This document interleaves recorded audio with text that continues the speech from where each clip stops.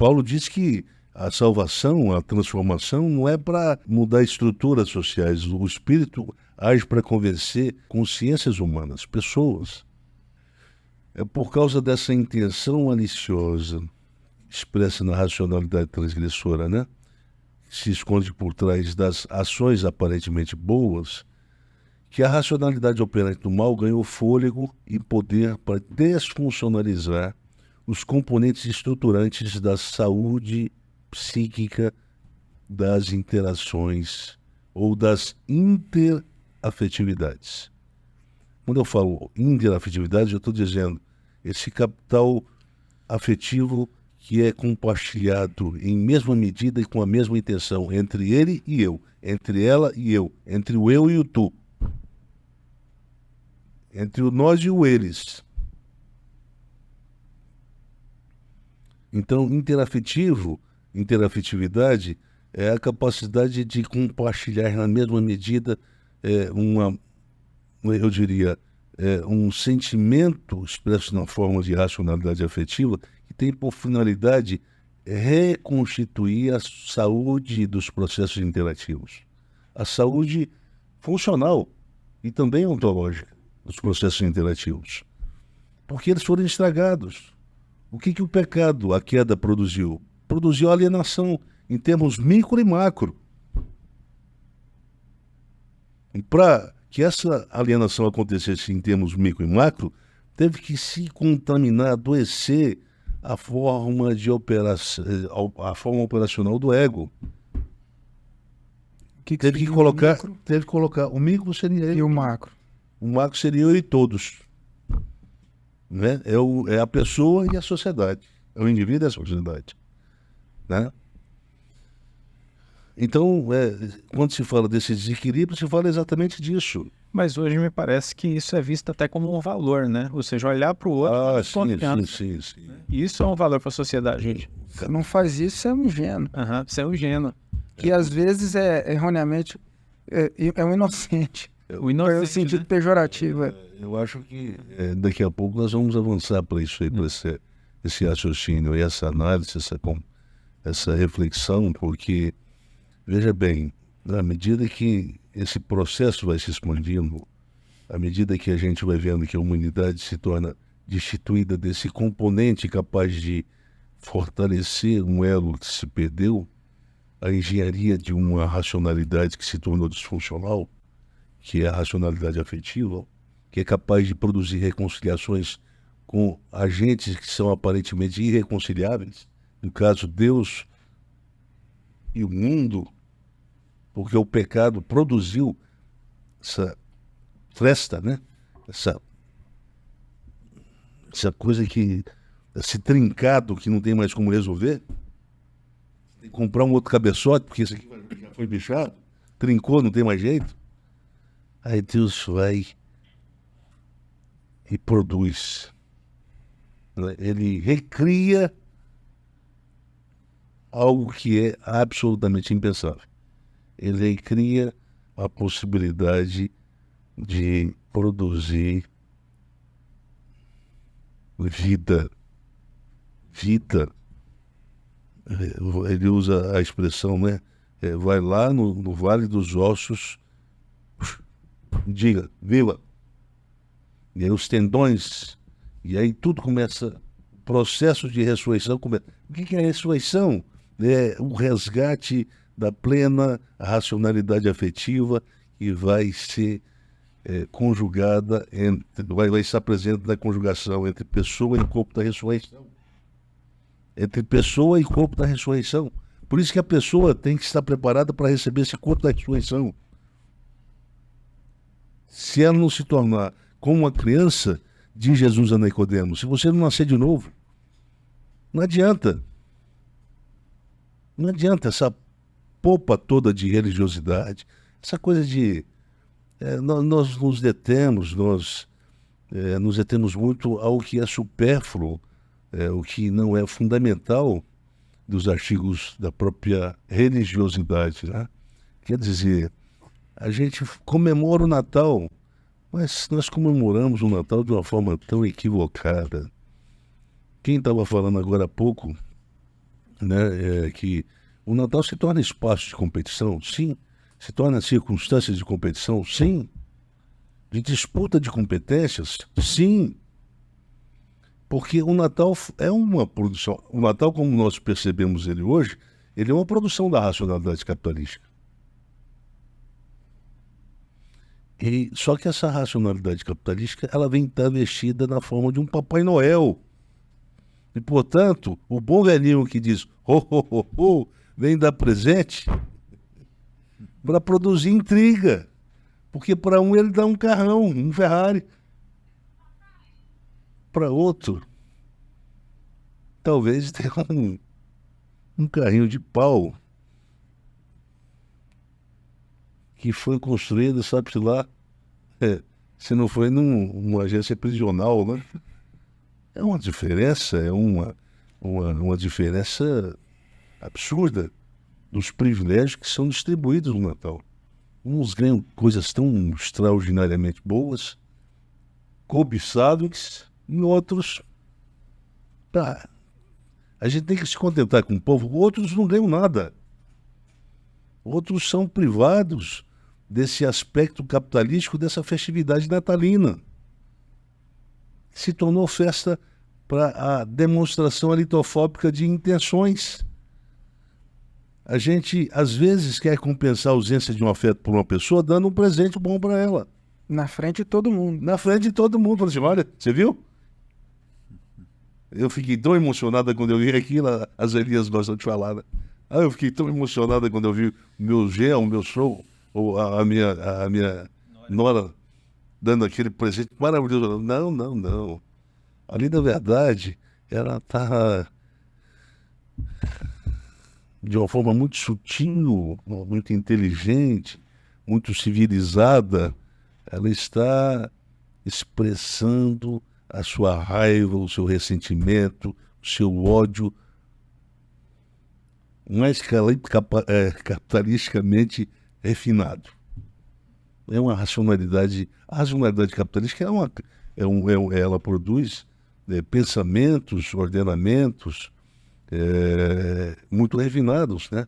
A gente é capaz de pensar, desenvolver certos projetos que a gente pensa, não, isso só uma inteligência do bem pode fazer. E, no entanto, é assim que a vida e que a fé cristã nos mostra que as coisas acontecem, né? Eu vou passando aqui porque eu acho que esse texto aqui ficou muito bom. E eu acho que para aqueles que tiverem acesso a ele depois do podcast ser inaugurado, né? Eu acho que vai ser importante fazer a leitura desse texto aqui. Mas veja bem, a primeira pergunta diz o seguinte: o pecado gerou uma anomalia, ele produziu uma anomalia. E aí a gente descobre que essa anomalia ela pode ser representada por uma espécie de racionalidade transgressora que vai se expandindo e vai se aperfeiçoando ao longo da história da humanidade. A segunda pergunta que nós fizemos é qual? A segunda não, a terceira é essa e a segunda seria qual? De que a humanidade precisa ser salva? Então, se é do que ela precisa ser salva daquilo que ela perdeu. Antes de tudo, é daquilo que ela perdeu. Inocência. Inocência, porque o Paulo diz que Deus ele virá para pegar esses inocentes. Quando ele faz uma analogia com a igreja gloriosa, sem mácula, sem ruga, pura. Ele está falando de inocentes ali. Ele está falando da engenharia da inocência, de pessoas emblematicamente definidas por esse conceito. Não é o perfeito, mas é o puro. É o puro que deve ser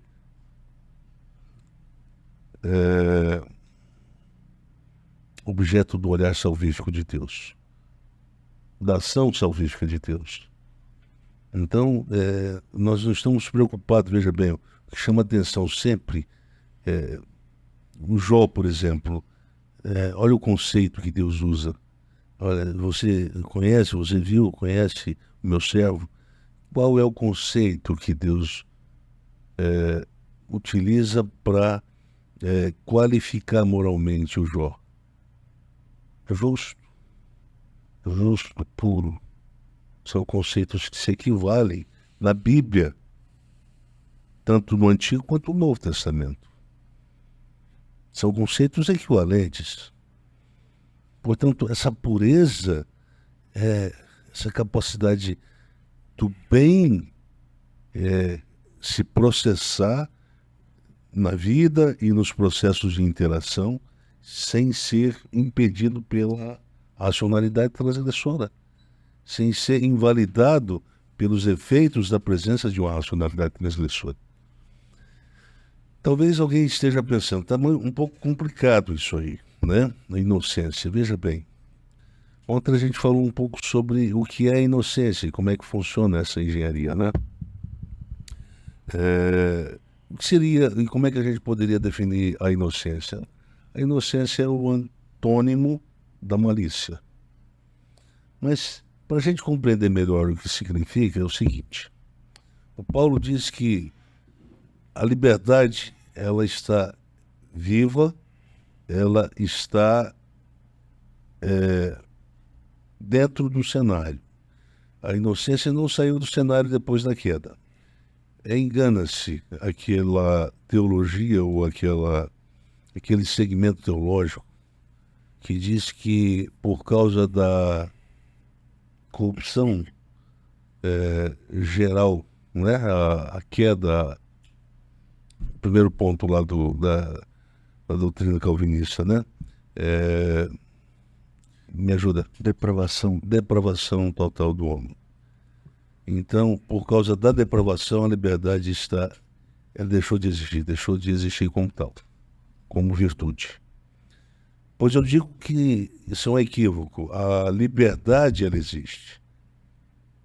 Agora, o problema é que a liberdade acontece e é exercida por um ego que está em desequilíbrio ontológico.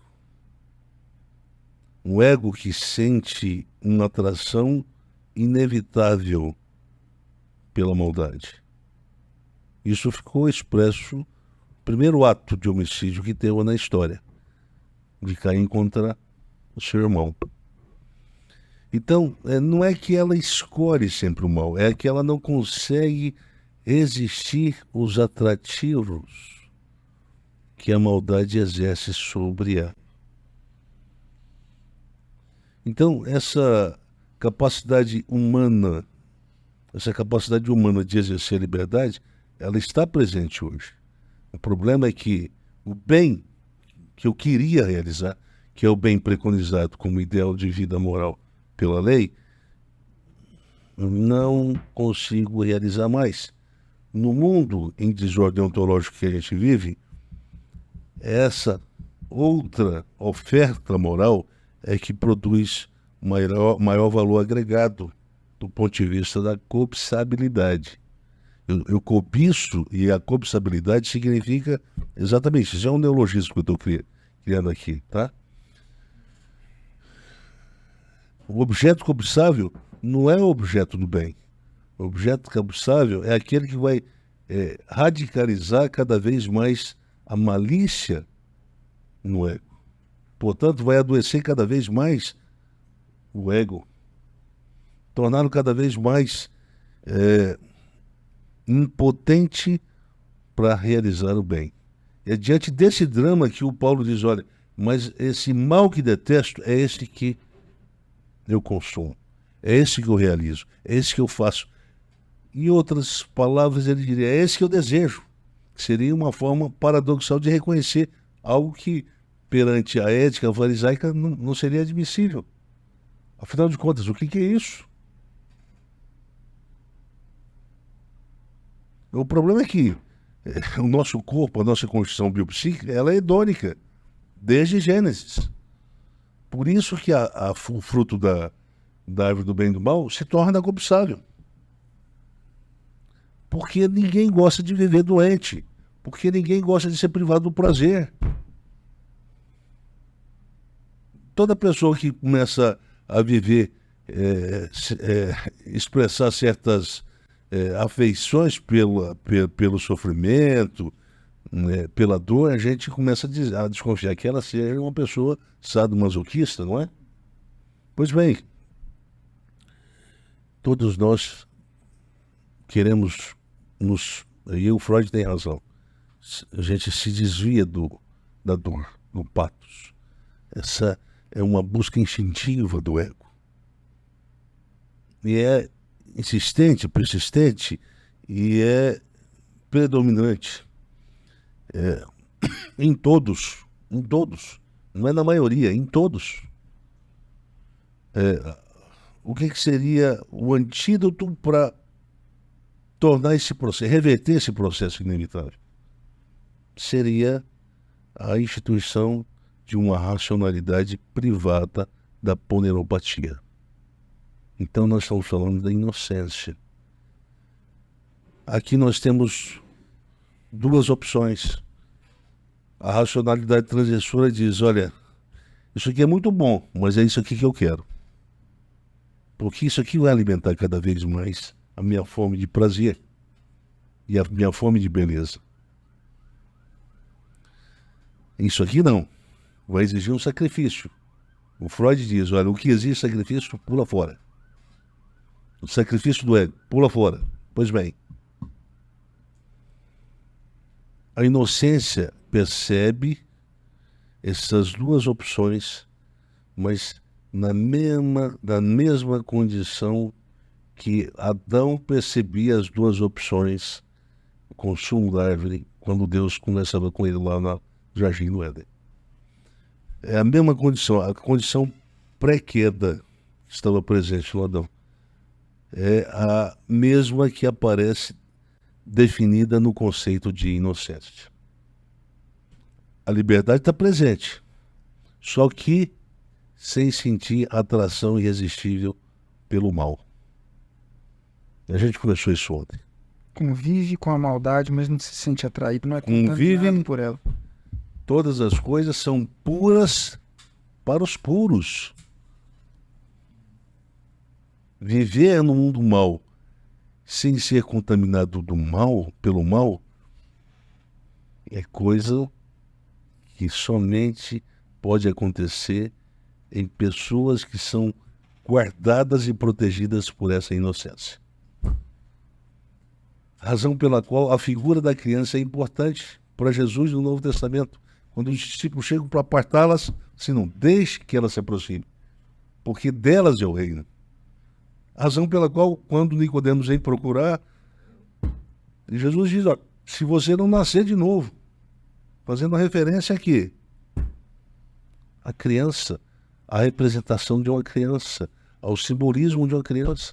Como é que eu posso me tornar uma criança e voltar para o feto e nascer de novo na barriga da minha mãe? Jesus está falando não é disso, não, Nicodemos, está falando da inocência. O que nós perdemos com o pecado original foi inocência. E essa perda da inocência é que gerou uma maldade que se tornou pandêmica. Ela se expandiu, ela se aperfeiçoou.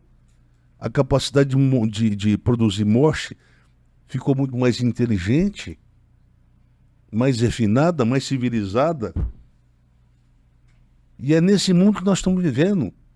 E é esse mundo que nós precisamos salvar, curar. Mas não é um mundo objetivo, não é a sociedade, não são as estruturas sociais. Para quem está me ouvindo, não é isso, não é disso que se trata. Aqueles marxistas evangélicos, né? Opa, ele falou que tem que salvar o mundo agora, tem que salvar a sociedade. Não. Eu estou falando... Católicos também, né? Dos católicos também, né? Estou falando do aspecto subjetivo. Eu estou falando de pessoas, de consciência. Paulo diz que a salvação, a transformação, não é para mudar estruturas sociais. O Espírito age para convencer, não é para mudar estruturas sociais, mas consciências humanas, pessoas. É diferente isso. E isso vai se refletir numa unidade, numa Uma saúde unidade, a das soma de interações. pessoas curadas vai produzir uma sociedade sã, sadia. É a sociedade que se regenerou pela via da restauração de uma inocência perdida. No dia que a malícia deixa de existir, porque esse é o critério. Infelizmente esse é o critério que a gente precisa pensar quando a gente está fazendo essa polaridade, inocência e malícia. E qual a relação disso com o Natal? Não chega lá, não chega lá.